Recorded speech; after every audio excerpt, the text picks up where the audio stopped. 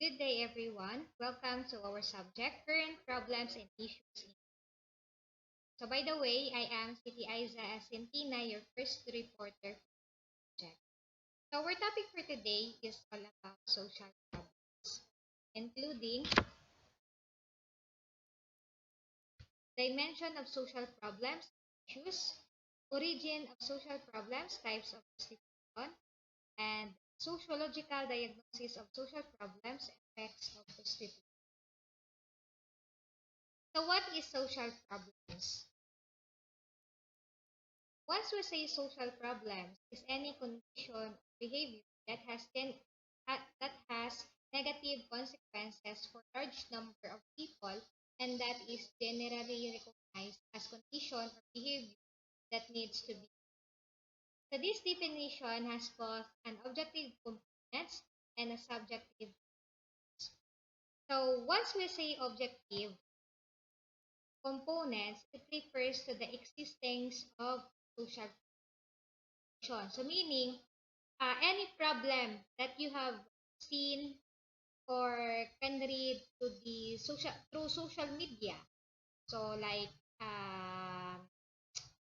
we see the homeless, gunfire in the streets, see battered women in hospital emergencies, or we read about employees losing their jobs as businesses downsize and factories close. So these objective components, it is an awareness of social conditions through life experiences and reports in the media. Next is we have the subjective components. So once we say subjective components, it is the belief that a particular social condition is harmful to society or to a segment of society and that it should be or it can be changed. So for example of this is when no crimes, drug addiction, poverty, racism, violence, and pollution exist. So these are not considered as social problems unless a segment of society believes that this condition diminish the quality of human life. So by combining the subjective and objective components, so we arrive at the following definition. So a social problems is social condition that a segment of society views as harmful to members of society and need of remedy. Next is we have the origin of social problems. So the natural history of social problems consists of four stages. We have emergence and claims of making, legitimacy, renewed claims making, alternative strategies.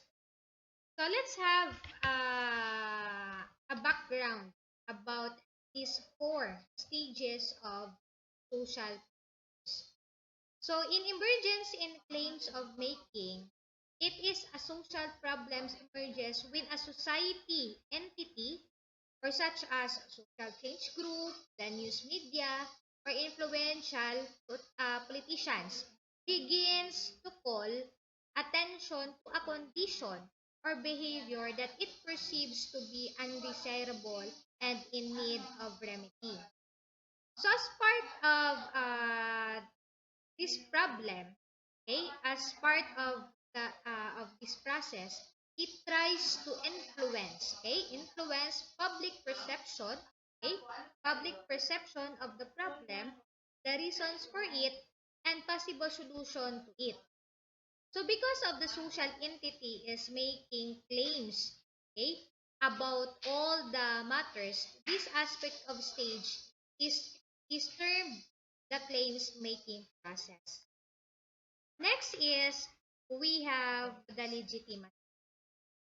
So once we say legitimacy, once a social group succeeds in turning a condition or behavior into a social problem, so it usually tries to persuade the government or what you call the local, state, and or the federal to take some action, spending, and policy making. So to address this problem, as part of this effort, it tries to convince the government that its claims about the problems are legitimate. Next is we have the renewed claims of making. Okay.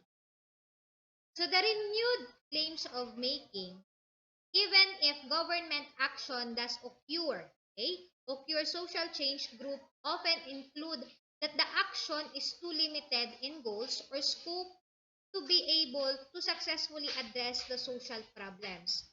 If they reach this conclusion, they often decide to press these demands anew.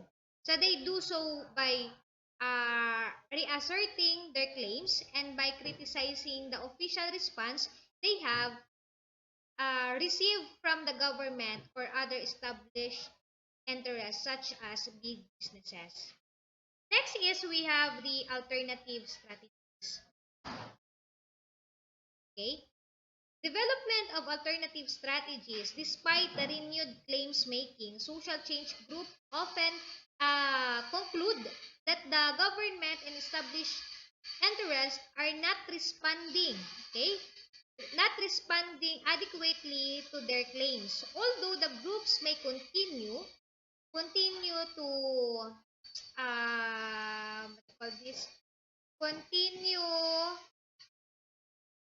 mm, continue to press their claims, they nonetheless realize that these claims may fail to win an adequate response from established interests.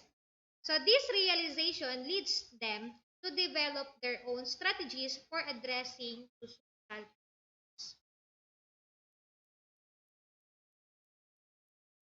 Next, let's talk about the social problems and issues, okay, to our society.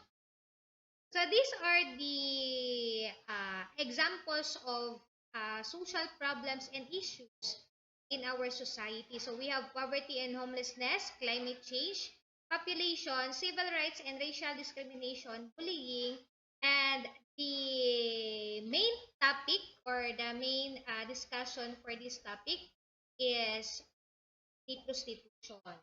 But before that, let's tackle the other, okay? The other issues raised to our society. So we have poverty and homelessness. So 25% of the population directly affected because of lack of shelter. So there are greater stress on government and social groups or social programs including schools and healthcare system because of the poverty and homelessness. Next is we have the climate change. A warmer, changing climate is threat to the entire world. Alam naman natin na ngayon nag-iiba na yung weather.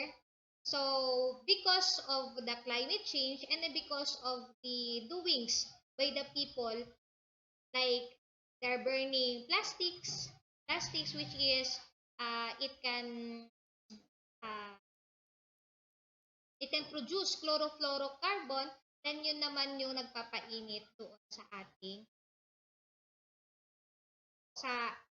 weather, no? Okay? So next, the climate change affect the entire world population. Next is we have the overpopulation. So dito na yung anak kay anak kay anak. So yun nga